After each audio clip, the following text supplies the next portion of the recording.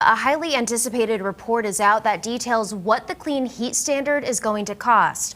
The standard creates a clean heat credit system to transition Vermonters off of fossil fuels. Those for it say it's needed to help Vermont meet its carbon emissions reduction deadlines, while others say it's just too expensive for Vermonters. NBC5 Stephen Biddix is in South Burlington tonight, outside a fuel dealer with the price tag. Stephen.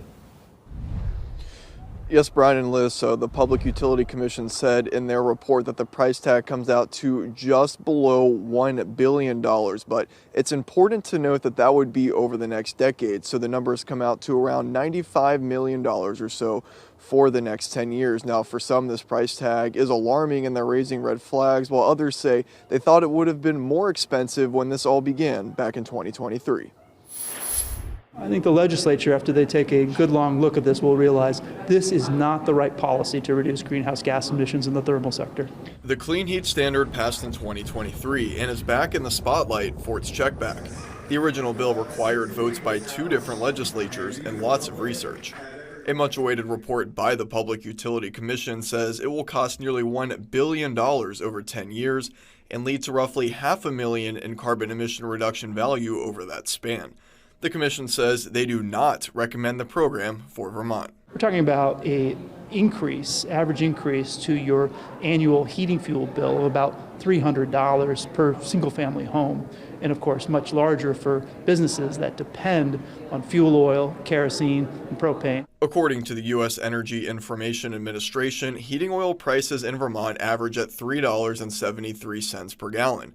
The report says under the standard, that would rise 8 cents by 2026 and 58 cents by 2035 if voted on again and put into law. House Republicans have already put in for a bill to repeal the standard.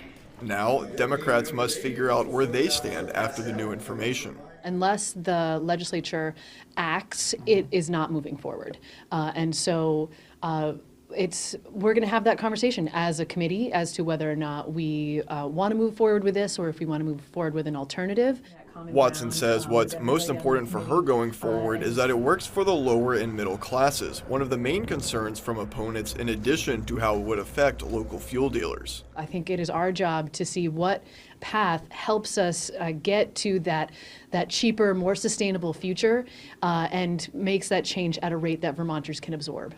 Governor Phil Scott's veto was overridden on this bill in 2023, a spokesperson for him saying in a statement today, "It's unfortunate the governor's concerns were dismissed and instead a significant amount of taxpayer money and time was spent to fully develop a complicated program that isn't workable for Vermont."